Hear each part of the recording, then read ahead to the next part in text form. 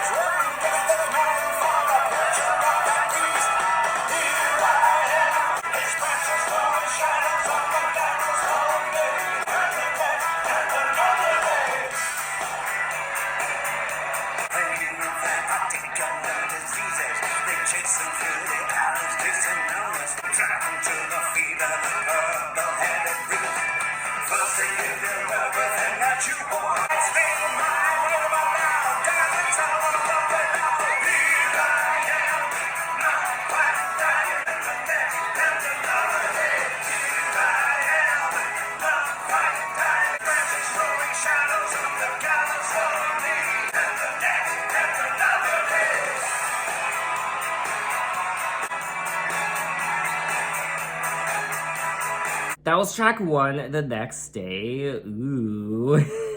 Wow, what a way to open the album. This sounds like old David Bowie. When I say old David Bowie, I'm talking 70s David Bowie, like early 70s to mid 70s, even I guess late 70s, but old school David Bowie. Just his voice, his vocals in general, and the songwriting, and just the overall production. Now, it looks like The Next Day, the song, was released as the third single from the album. I really like the lyrics of this song. They're so, of course, I mean, it's David Bowie.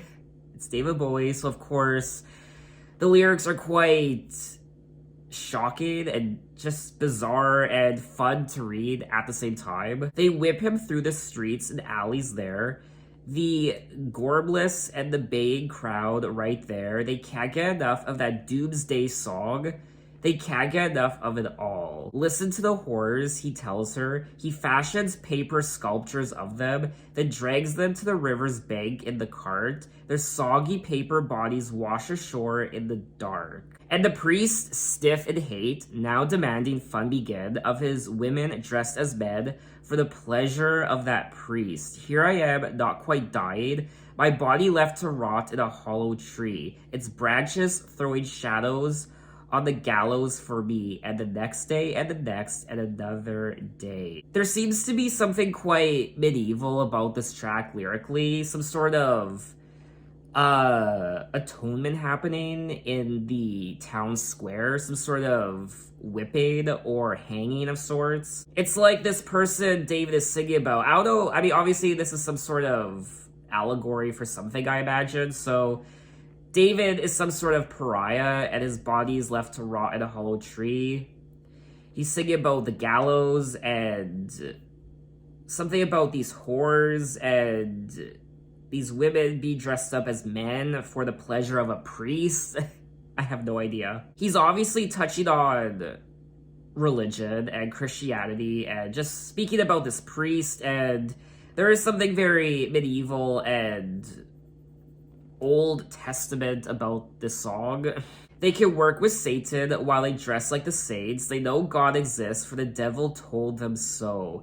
They scream my name aloud, down into the well below. Here I am, not quite dying, my body left to rot in a hollow tree. Now, the song did cause controversy before the single's release due to its perceived mocking of Christianity, which some Christians considered obscene. I mean, that's pretty much a no-brainer. I mean, it is a very graphic song, and I imagine it offended quite a bit of people. Now, just like the song, the music video caused a lot of controversy as well, which I haven't seen. I'm not going to read up on it because I want to be surprised when I finally do sit down and watch it. Now, according to Tony Visconti, who was a long-term collaborator of David's, said that David was reading historical books during the recording of the album the next day, and this is one of the couple of tracks that were inspired by medieval events. He went on to say that the song is about the taking down of some kind of historical tyrant,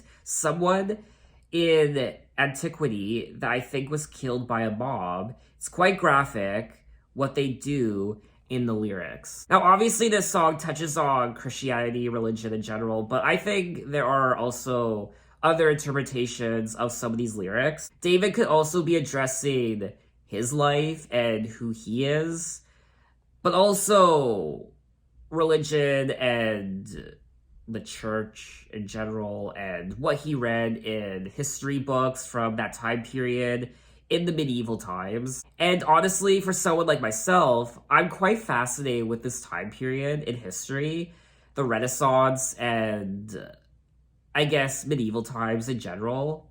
I always wanted to read a book about the medieval times. I mean, Wikipedia can only give you so much, I guess, the Wikipedia page for medieval times and the Renaissance, but I want to read an actual book.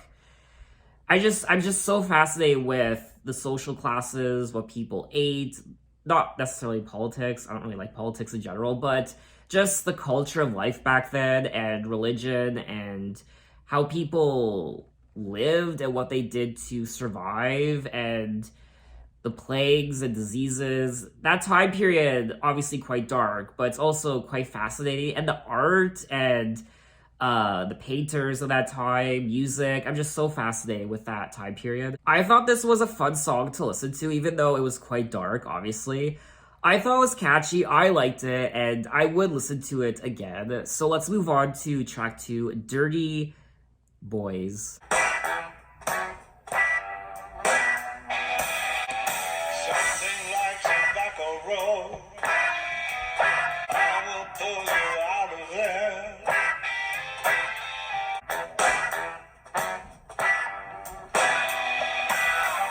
I will buy a feather hat. We will run dirty boys. The sun goes down and the die is cast. We will run the dirty boys.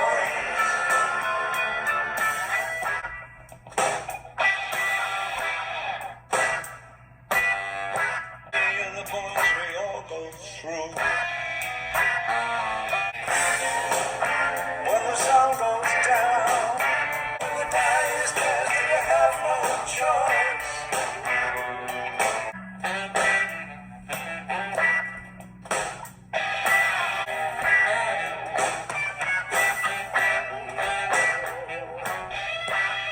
That was track 2, Dirty Boys. I loved the instrumental on this track, the horns, and I generally liked everything about this track. You know what? We are 2 tracks into the album, and I think this is back to form for David. It's back to not basics. It's back to what he used to do in his music way back in the 70s. And like I said on track 1, I mean, this sounds like old David Bowie. It sounds like old David Bowie, but there's also something modern about it at the same time. I mean, if I had never heard this song before, I heard it played at a store, and someone told me, oh, this is David Bowie, I would have just assumed it was a David Bowie song from the 70s. Something like Tobacco Road, living on a lonely road, I will pull you out of there. We will go to Finchley Fair. I will buy a feather hat. I will steal a cricket bat. Smash some windows, make a noise. We will run with dirty boys when the sun goes down. When the sun goes down and the die is cast. And the die is cast and you have no choice, we will run with dirty boys. Huh. How many times have I done that on this David Bowie discography journey? Huh. After reading lyrics. I will also say that these first 2 tracks kind of remind me of The Man Who Sold the World. Just very strange and dark, bizarre, like what the fuck is he talking about? From what I remember, The Man Who Sold the World was a very dark and just disturbing album at times. From what I remember, I don't know. I have to watch that video again I did for that album, but I like it. I'm enjoying this album so far. Me and the boys, we all go through. You've got to learn to hold your tongue. They said the moon was this burning sun. When the sun goes down, we will run with dirty boys. Producer Tony Visconti told NME that the song is probably looking back at glam rock. Not him, but the other dirty boys. The song also features Steve Elson's saxophone. It's dark and it's sexy. There's a fantastic sax solo. You know David plays baritone sax, but he invited his friend Steve Elson to do the baritone on this album. Steve plays this dirty solo that sounds like stripper music from the 1950s, old bump and grind stripper music. It wouldn't be out of place on Young Americans. Yes, Young Americans. I loved that album. So many fond memories. I'm not just listening to that album, but all his other albums from the 70s. So let's move on to track 3. The Stars Are Out Tonight. Stars are never sleeping. They watch us from behind their shades. Greasy Jack and Kate and Brad. Stars are never sleeping. Soaking up that women abroad. Dead ones and the living. We will never be rid of these stars, but I hope they live forever. They're waiting to make their moves, but the stars are out tonight. Sexless and unaroused. They are the stars that dying for you.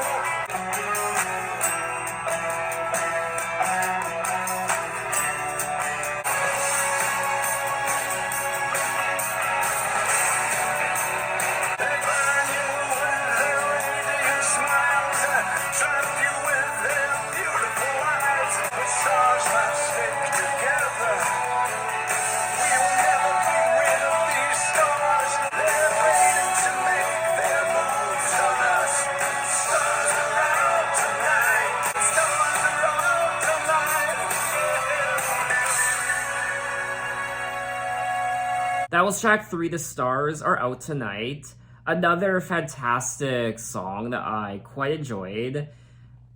Of course, I like his vocals and the overall instrumental, the guitar work, the synthesizers also. Stars are never sleeping, dead ones and the living. We live closer to the earth, never to the heavens. The stars are never far away. Stars are out tonight. He also says, Bridget, Jack, and Kate and Brad, from behind their tinted windows stretch, gleaming like Blackened Sunshine. But stars must stick together. We will never be rid of these stars. But I hope they live forever and they know just what we do. He could be singing about celebrities, stars, or I don't know. Here they are upon the stairs, sexless and aroused. They are the stars. They're died for you. But I hope they live forever. They burn you with their radiant smiles and trap you with their beautiful eyes. They're broke and shamed or drunk or scared. It says here that David is singing about the eternal status of celebrity as he reflects, the stars are never sleeping, dead ones, and the living. Producer Tony Visconti noted that this could be one of 1972's Ziggy Stardust. It's a big stadium rock song. That's what I like about this album so far. It's like there are tidbits of throwbacks when it comes to his prior albums, like Young Americans, now Ziggy Stardust, and The Man Who Sold the World. So it's like this album, in ways, is a little bit of a tribute to his past work. I don't know if that was the intention, but that's kind of my vibe and interpretation so far. Anyway, let's move on to track 4, Love is Lost. Ooh.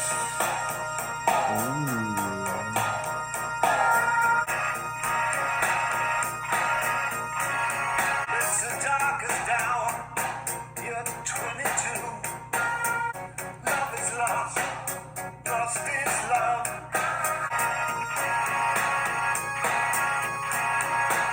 Your country's new. Your friends are new. And your accent too. But your fear is as old as the world.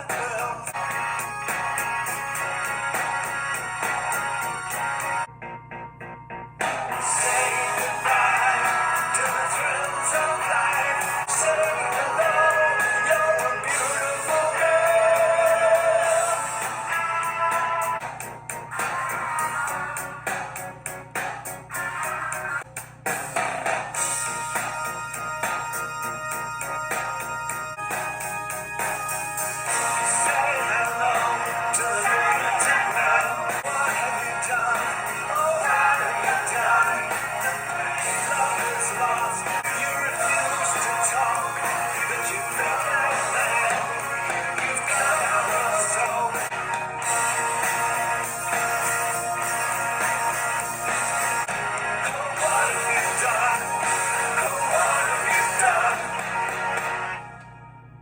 That was track 4, Love is Lost, and I want to say that I think this album was worth the wait, 10 years.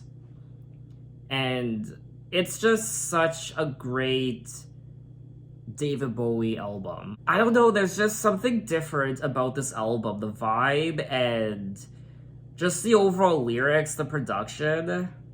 It has a different vibe than a lot of his albums from the 90s and 2000s, even the 80s. It's the darkest hour, you're 22, the voice of youth, the hour of dread, the darkest hour, and your voice is new. Love is lost, lost is love. Your country's new, your friends are new, your house and even your eyes are new. Your maid is new, and your accent too. But your fear is as old as the world. Say goodbye to the thrills of life, where love was good, no love was bad. And then he goes on to say, wave goodbye to the life without pain. Say hello, you're such a beautiful girl. Say hello to the lunatic men. So he's conjuring images of youth. It's the darkest hour, you're 22, and your voice of youth, the hour of dread. It looks like perhaps you're moving somewhere to a new country. Your country's new, your friends are new, everything's new, your home is new. So there does seem to be a sense of change on not just this song, but the entire album. And like I stated earlier when talking about the album artwork, the next day essentially is deleting or getting rid of the past. What did I say?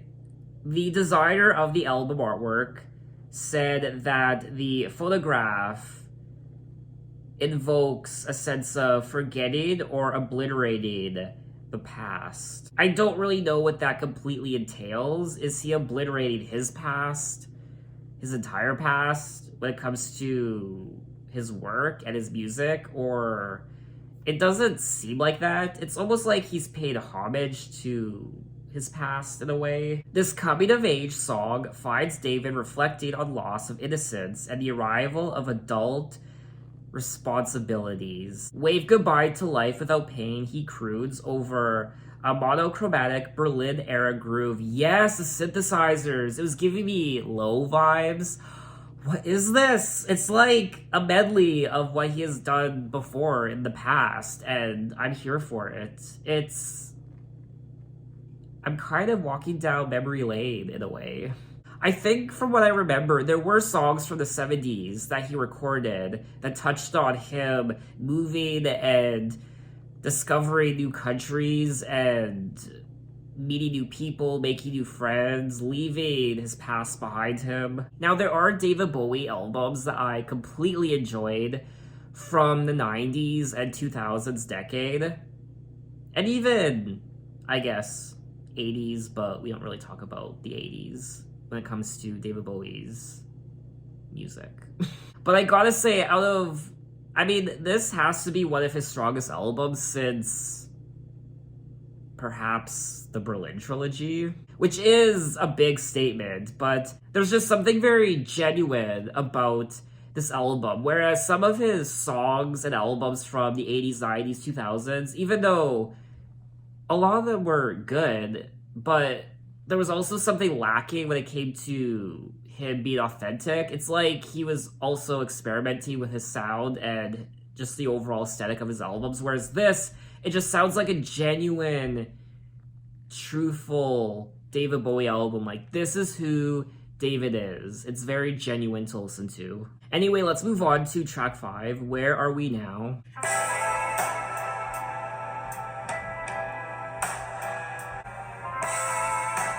Had to get the train.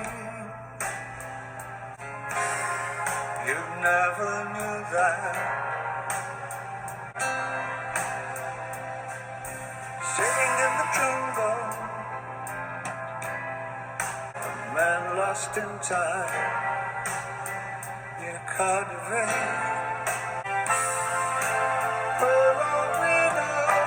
Where are we now? Moment you know.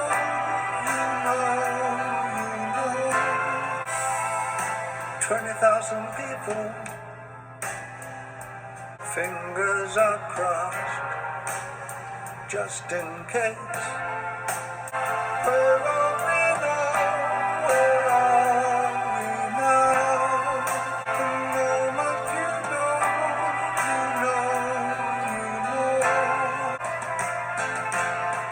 As long as there's sun, as long as there's rain, as long as there's fire.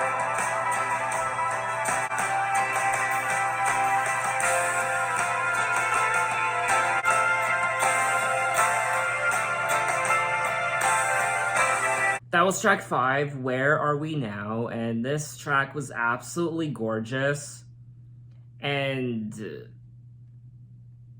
it was so, I don't know, it was just so emotional and gorgeous, sad, and just, it was beautiful. It looks like perhaps he's in Germany somewhere. He brings up German names and places I can't really pronounce.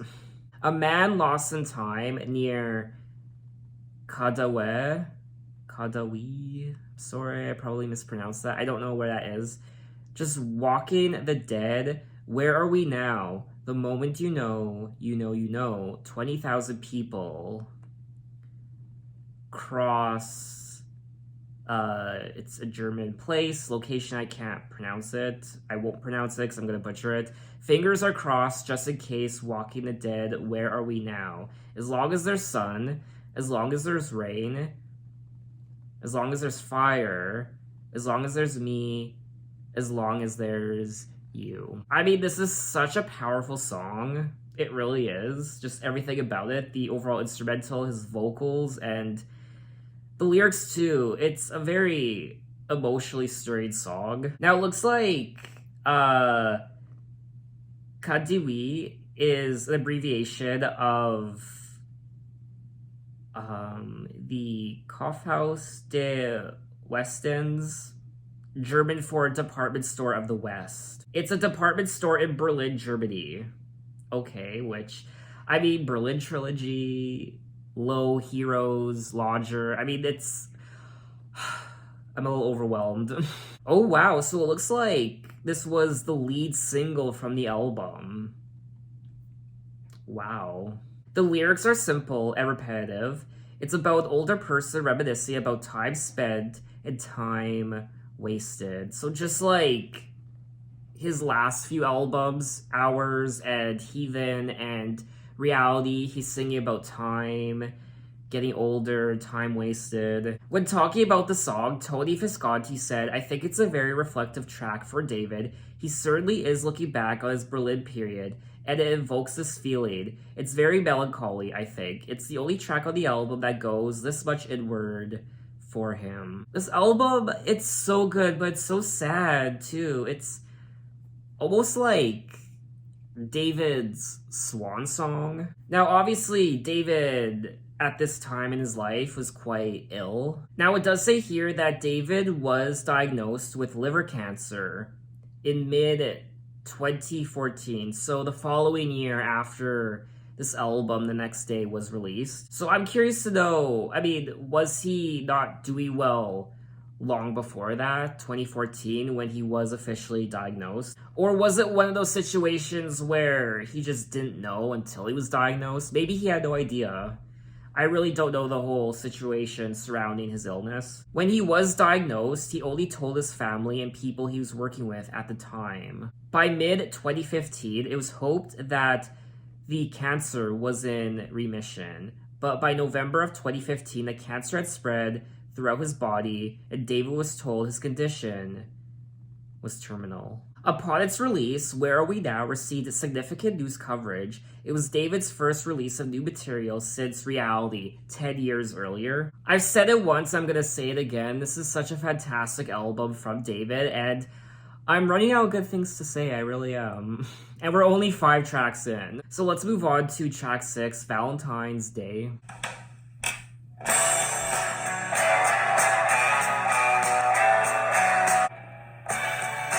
Valentine told me who's to go. Feelings he's treasured most of all. It's in his stormy hand.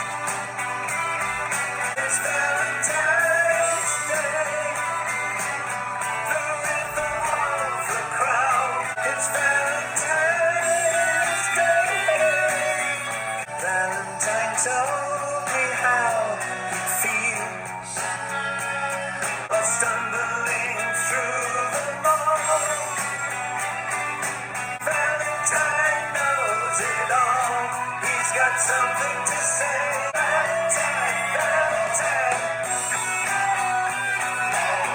It's in his icy heart. It's not the need to know. Valentine, Valentine. That was track 6, Valentine's Day, and another great song on the album. I mean, what could I possibly say that I haven't said already? I really did enjoy the guitar riffs on this track, the overall instrumental. I like the vibe of the track, not just this track, the entire album so far. And I liked the melody and just the overall track. I don't care anymore. I just want to listen to the album. I don't really want to talk about it. Can I just soak in the album and just listen to it? Do I really have to talk about it anymore? I think going forward with the rest of the songs, if we continue down this road of the songs being fantastic, I think I'm just not going to really talk about them. I'm just going to soak in the song and just listen to it and just react to it for you guys and not really talk about it, because there's only so much I could say. There's only so many times I could say, like, yeah, I like the production, I like the riffs, I like his voice, I like the lyrics, blah, blah, blah. Like, it's just gonna be repetitive. Valentine told me who's the girl, feelings he's treasured most of all. The teachers and the football stars. It's in his tiny face. It's in his scrawny hands. Valentine sold his soul. He's got something to say. It's Valentine's Day. The rhythm of the crowd, Teddy and Judy down. Valentine sees it all. It's in his icy heart. It's happening today. It's in his scrawny hands. It's happening today. Valentine, Valentine. This was selected as the 4th single from the album, and the lyrics are based on the psychology of a school shooter. I would never have picked up on that.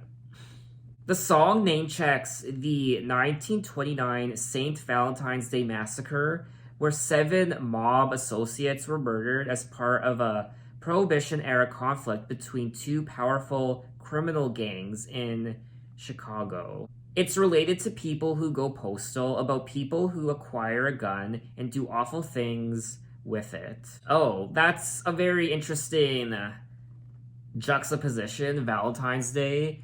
When you think of Valentine's Day, you don't think of, obviously, a shooter and death and a massacre. You think of love and pink and red and puppies and chocolates and roses.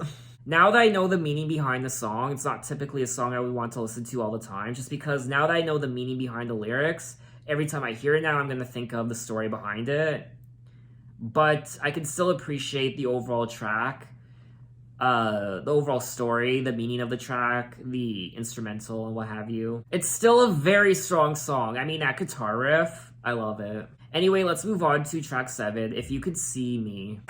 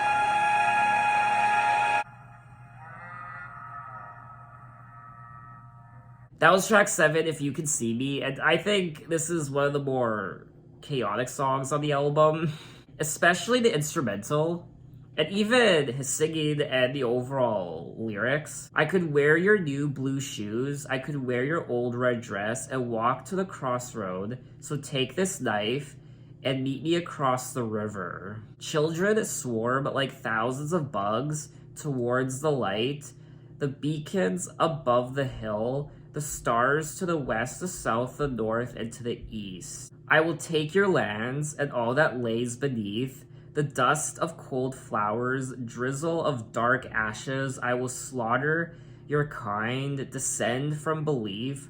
I am the spirit of greed, the lord of theft. Burn all your books and the problems they make. If you could see me, I could see you. Oh, David. Is he,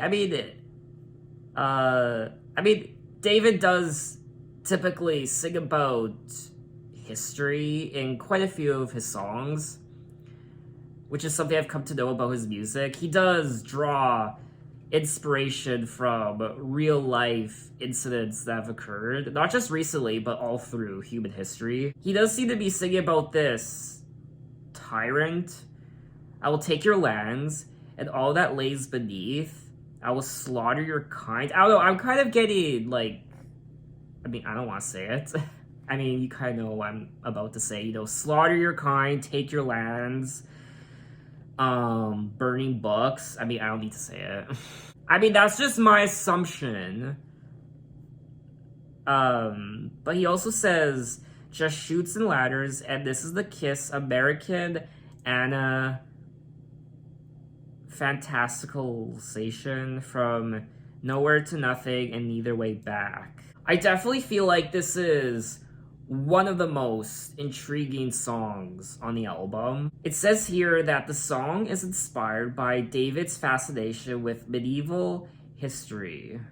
Okay, so it's another track about medieval times, taking land and slaughtering people and all that fun stuff. When talking about the song, Tony Visconti said, David's been reading history books, and we were having great conversations in the studio about, well, British monarchy. A couple of the songs on the album are about historical subjects. Some of the lyrics are blood-curdling. They really are very, very strong lyrics about old wars, things like that. I find old history to be very fascinating. And when I say old human history, I don't just mean within the last 1,000 years, like even way before that, like 3,000 years ago, but also even further back. I remember reading Anne Rice's Vampire Chronicles, and I think I read, how many did I read? The first 6 books in the series, 6 or 7, and so much history in those books. Obviously a lot of fictional vampire lore, but she goes back thousands and thousands, hundreds of thousands, tens of thousands of years into the past, and you read about what life was like for people, 3,000 years ago, during ancient Egyptian times. She also touches on the Crusades and wars that happened in the 1300s, even before Christ's time. She even goes as far back as, the crucifixion of Jesus Christ and just the whole history behind that, even further back. I mean, it's filled with so much history and the wars and the blood and the knights and just all of that. I just find that time period so fascinating. That's one thing I could always appreciate about David Bowie's lyrics is he wasn't afraid to sing about stuff like that. I mean, how many rock songs sing about the medieval times and just, it's like reading from a textbook almost, but it's Bowie-fied. I mean, even though at times his lyrics can be a bit difficult to read about violence and slaughter, what have you, sometimes it's not easy to read his lyrics, but at the same time, they're very fascinating and insightful. Anyway, let's move on to track 8, I'd Rather Be High.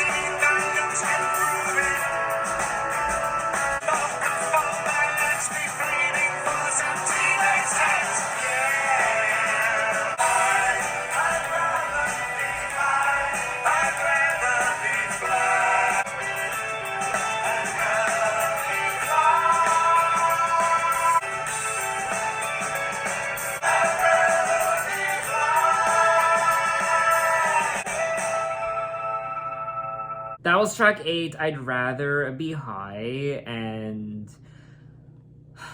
once again, this track sounds like vintage David Bowie.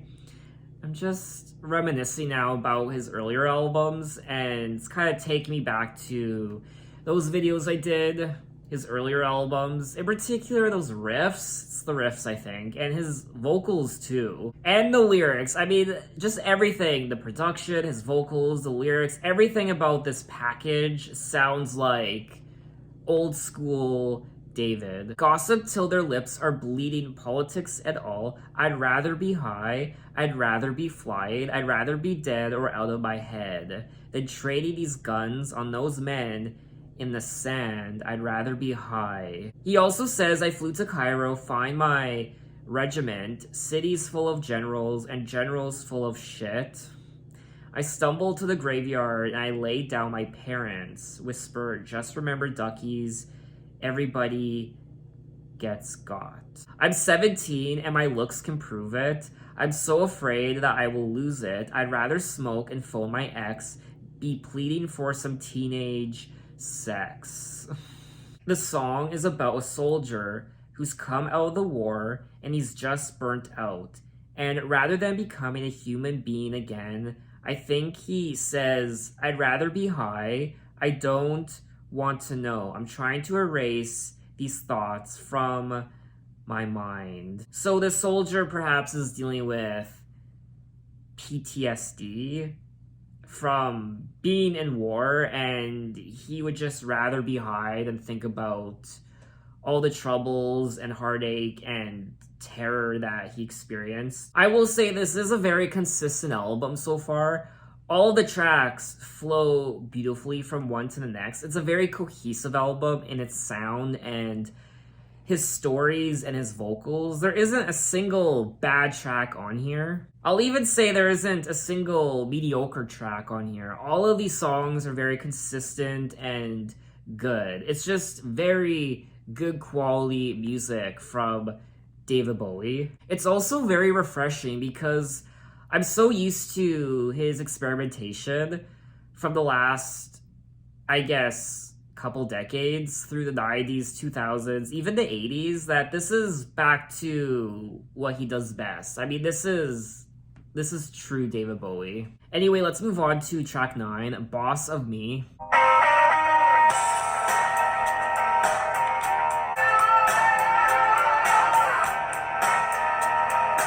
Tell me when you're sad. I know you're feeling bad.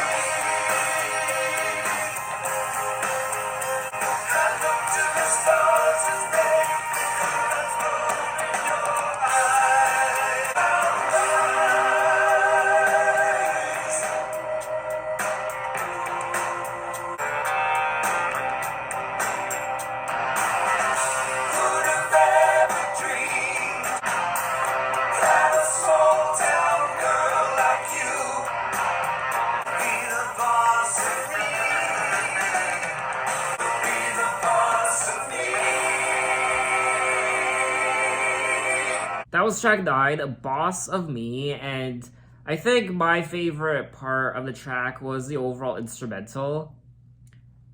I will say, I think this is one of my least favorite tracks on the album. It just didn't resonate with me as much as a lot of the other tracks, and I didn't find it particularly interesting, especially when it comes to the lyrics. I don't know, it just didn't really grab me. Tell me when you're sad, I want to make it cool again. I know you're feeling bad, tell me when you're cool again. You fly through the night with tears on your lips. Life has your mind and soul. It spins on your hips. Who'd have ever thought of it?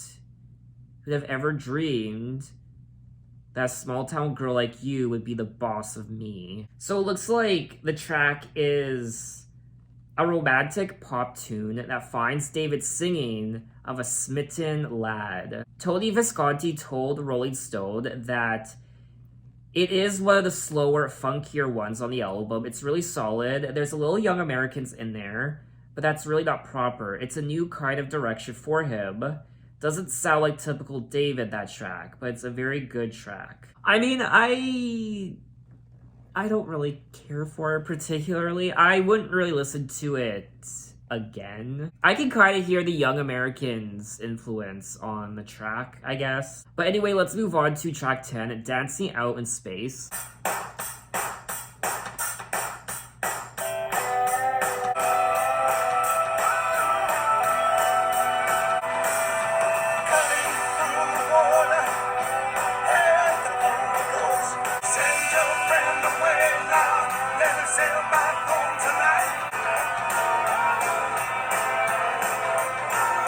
Something like religion, dancing face to face.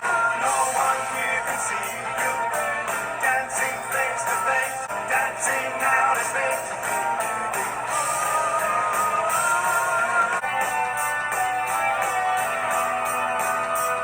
Girl, you move like water.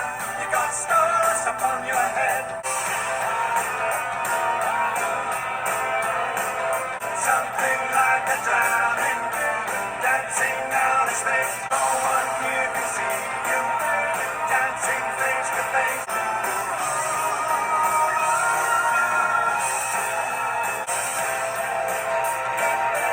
Dancing face to face.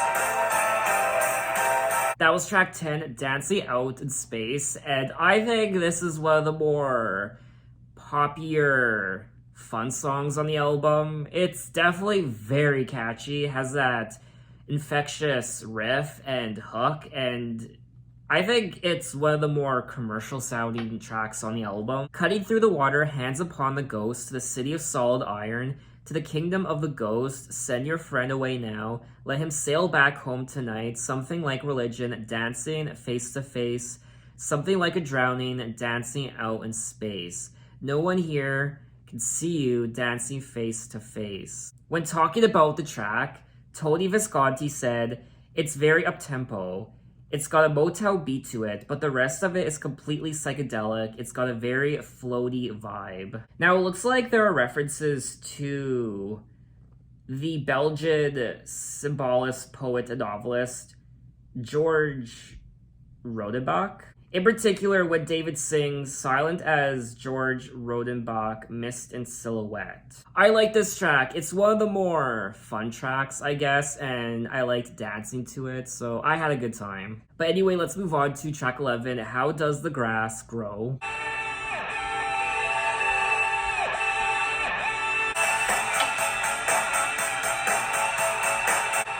There's a graveyard by the station where the girls wear Bible skeleton. The kids downstairs, that's when we made a twist and struggle with our gun. And the grass will be green again, remember the day.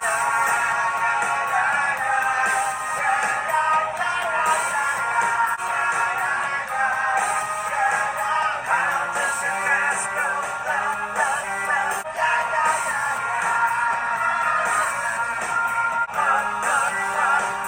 How does the grass grow? Well, I left a blind life away, face in prison, but with my red eyes and my stone heart. How does the grass grow? I gaze into feet and the stars in the night.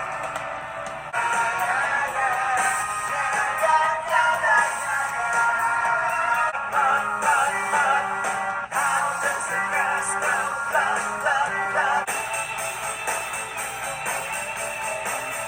That was track 11, How Does the Grass Grow? Apparently, blood, blood, blood. There's a graveyard by the station where the girls wear vinyl skirts and sandals from Hungary. The boys ride their Riga ones upon the little hills. Such sadness and grief, the kids die standing. Would you still love me if the clocks could go backwards? The girls would fill with blood, and the grass will be green again. And then there's multiple ya-ya-yas. And how does the grass grow? Blood, blood, blood. Where do the boys lie? Mud, mud, mud. So obviously, I think this song is clearly about some sort of war. And where do the boys end up lying? In the mud, in the ground, because they get slaughtered and die because of war. And how does the grass grow? Blood. So maybe because a lot of these battles are fought on great plains of land, like grassy fields, maybe all the blood from these fallen soldiers and knights seep into the ground and the grass, and that's how the grass grows, because of all the blood from these fallen soldiers. That's kind of my own interpretation. I gaze in defeat at the stars in the night. So maybe these soldiers are looking up at the sky. There's literally a sword penetrating their chest, protruding out of their torso, and they're dying, and they're looking up at the sky. I gaze in defeat at the stars of the night, the light in my life burnt away. There will be no tomorrow. Then you'll sigh in your sleep, and meaning returns with the day. Where do the boys lie? Mud, mud, mud. How does the grass grow? Blood, blood, blood. Tony Visconti explained, it's about the way that soldiers are trained to kill other soldiers, how they have to do it so heartlessly. How does the grass grow is part of a chant that they're taught as they plunge their bayonets into a dummy. There is a lot of talk of war and violence on this album, which I wasn't expecting. I thought this was a very interesting song to listen to. It's not really a song I would listen to all the time. It's not one of my favorites on the album, but I did like the story of the song. I like his vocals too. Anyway, let's move on to track 12, You Will Set the World on Fire. Midnight in the village, seeking lights of candles from big lamp to gaslight. You've got what it takes. You say too much. Oh, you will set the world, babe. You will set the world on fire. I can hear the nation. I can hear the nation cry. You will set it on fire.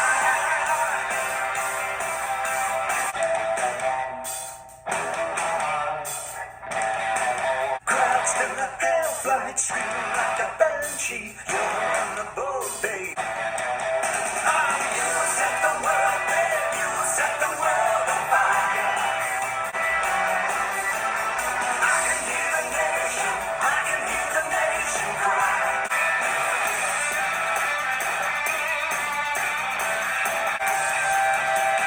You will set the world, babe. You will set the world on fire. I can hear the nation. I can hear the nation cry. You will set the world, babe. You will set the world on fire.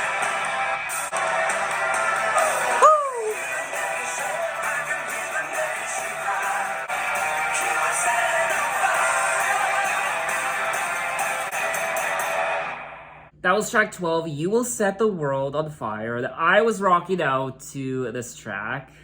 I think this is the heaviest rock song on the album, and obviously you could tell because it was just going wild. It was bopping my head, moving my body, rocking out, and such. And I had a good time listening to this track. Burned together, hot and rage. You've got what it takes. You say too much. You will set the world, babe. You will set the world on fire. I can work the scene, babe. I can see the magazines. I can hear the nation. You will set the world, babe. You will set the world on fire. It is a very catchy song to listen to. He also brings up Kennedy. Kennedy would kill for the lines that you've written.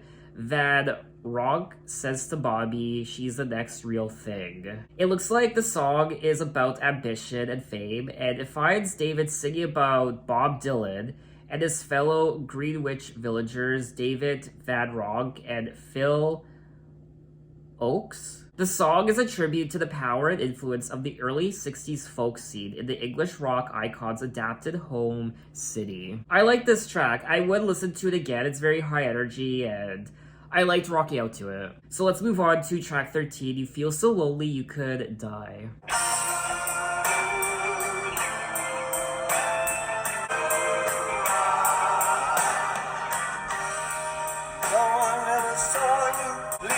slips of paper, summer in the park, lovers thrown in airless rooms, then vile rewards. I'm gonna tell, yes I've gotta tell,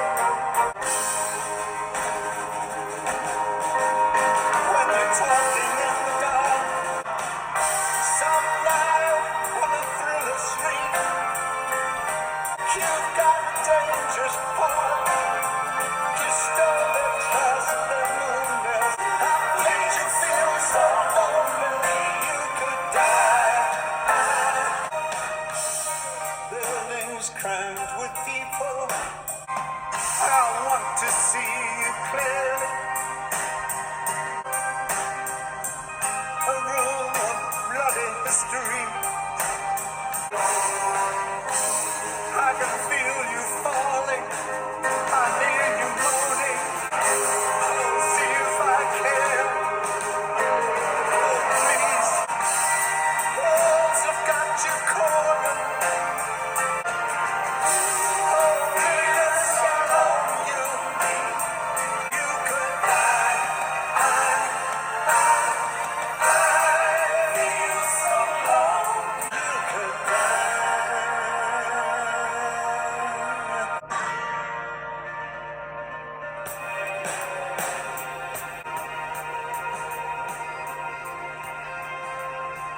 That was track 13, You Feel So Lonely You Could Die. I quite enjoyed this track. I liked it. I like, of course, just the way he sang it. I like I guess it was a gospel choir, which was great, and I just like everything about it. I like the vibe, I like the mood.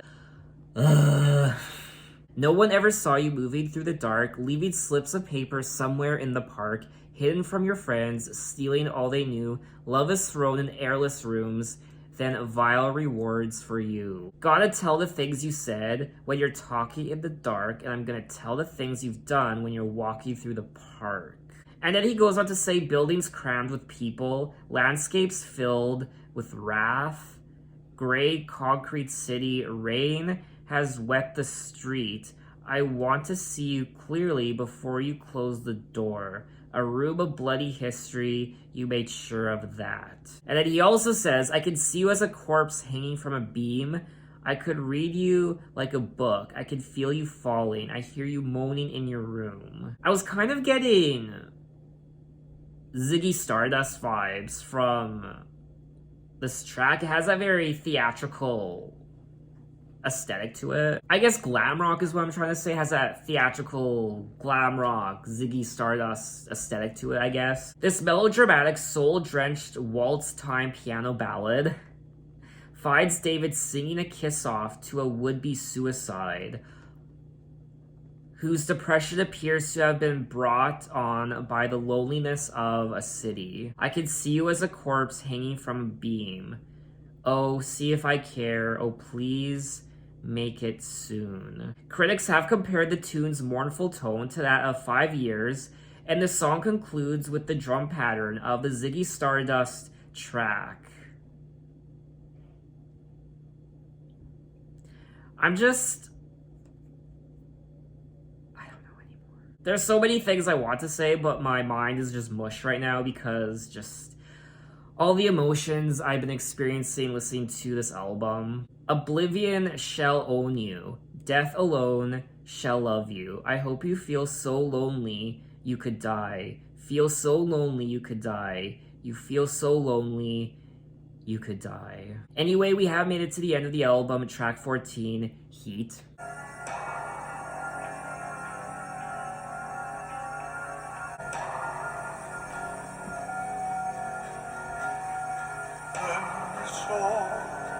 Blocking the waterfall,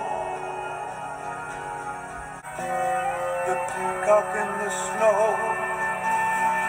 and I tell myself I don't know who I am. My father and the prison, by taking him more, that's not the truth. He believed that love is dead, and I tell myself I don't know who I am. My father and the prison,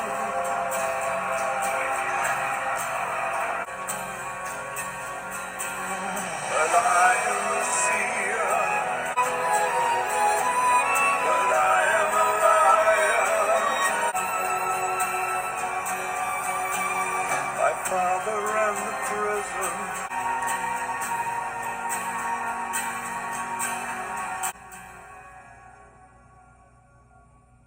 That was track 14, Heat, the final track of the album, and I enjoyed this track. It's very, I don't want to say it's strange. I like all of the different instruments. It's quite dramatic. I like the overall ambience of the track, the acoustic guitar, but also the strings and his mournful vocals. It's just the overall production. It's quite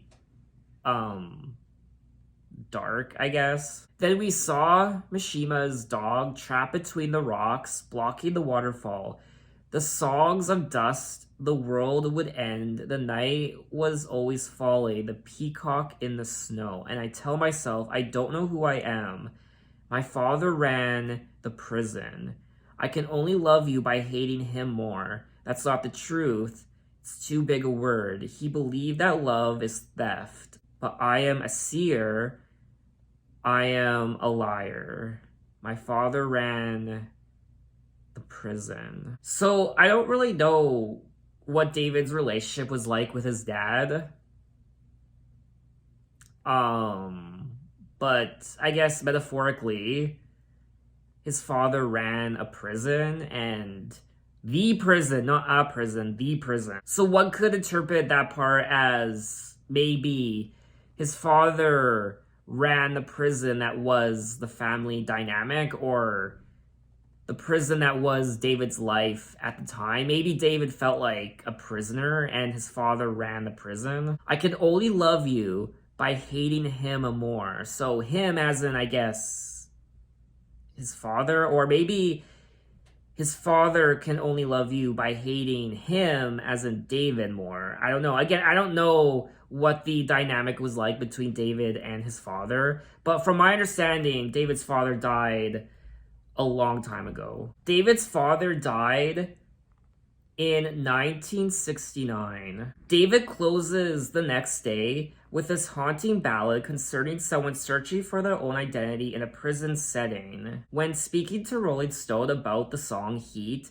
Tony Visconti admitted that he wasn't quite sure what David was singing about on the track, but it's a very classic David ballad. It's about being in a real prison or being imprisoned in your mind. Again, it's certainly not about him. He's singing as the voice of somebody. So maybe I was reading too much into the song. I guess perhaps it's not actually about his father. It could be love and war, the theft of love. So I guess it's about being imprisoned inside your own mind, perhaps. I tell myself, I don't know who I am. My father ran the prison. So I think this song has multiple interpretations. I don't think we'll ever know the true interpretation, but I guess depending on the person who reads and listens to the song, they will have a different interpretation, I guess. So that was all 14 tracks of The Next Day by David Bowie, and I think this is such, I mean, it deserves applause. It really does. I mean, coming back after 10 years and putting out an album like this, such a strong comeback for David. And you could tell that this is genuinely who David is. Everything about this album aesthetically is David. The songwriting, the stories, the music, the instrumental, his vocals, just everything about it. I think definitely this is one of his strongest albums since the 70s. And it's just, I mean, I don't really know what to say. I think I've said everything I want to in the video already. I really wouldn't call this album somber. It's more dark, I guess. There's a lot of introspective lyrics as well, but he does touch on a lot of dark subject matter like history and violence and war, especially the lyrics. I mean, the lyrics on this album, the songwriting, was completely old school David Bowie, vintage David Bowie. This album really doesn't sound like any of the albums he put out in the 2000s or 90s, even 80s. I think this album is a little bit of a homage to what he has done before in the 70s, like Ziggy Stardust and the Berlin Trilogy and The Man Who Sold the World, even Young Americans. I liked the overall instrumental on this track. Of course, all the guitar work and the synthesizers, which was completely reminding me of the Berlin Trilogy, and the strings and just everything. And his vocals, so passionate on this album. At times, his vocals sound quite mournful, I guess. And he sounds very honest and genuine. You could tell that he genuinely loved this project, and you could tell he put a lot into it. It's a very cohesive album, and I'm so proud of David for coming back after 10 years with an album like this. Now, this is a comeback. And the guitar riffs also. I adore the guitar riffs on this album. Again, reminding me of old school David from the 70s, like Ziggy Stardust and what have you. I like how he sings about history. He gives you a little bit of a history lesson. He kind of forces you to look up certain words and what have you. At least I had to.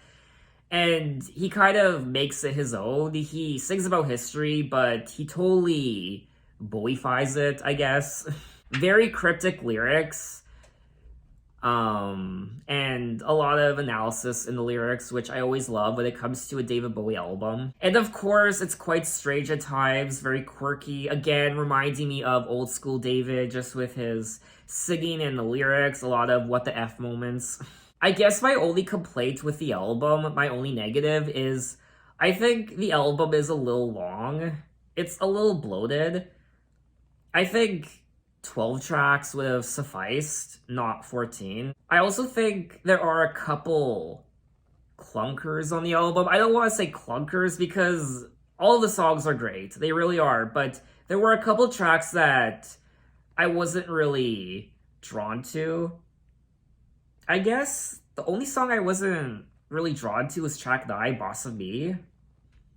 I mean, overall, I've enjoyed all the tracks. There are tracks I obviously enjoy more than others. He sounds confident, and I just think this is such a great album from David Bowie. So what did you guys think of the album, and what are your impressions of it? Maybe you don't like it as much as me. Tell me why in the comments. I mean, from my understanding, this album received quite a bit of praise from a lot of people, critics, and the general public. So I think that's all I have to say on the album, unfortunately, because I feel like I should be saying more because this is the second to last video in this series. So I feel like I should be saying more, but I mean, at that point, I would just be rambling. So I think I just said everything I wanted to. So it's official. In my next David Bowie video, we will be moving on to his 26th and final studio album from 2016, Black Star, coinciding with his 69th birthday. So it's going to be a very bittersweet video. I'm so looking forward to it. And at the same time, I'm not, because it's essentially the end of the series, but it's going to be exciting nonetheless. So thanks for watching, guys. You can find me on Twitter, you can find me on Instagram, you can message me, you can say, hey, how are you? And I'll see you next time. Take care.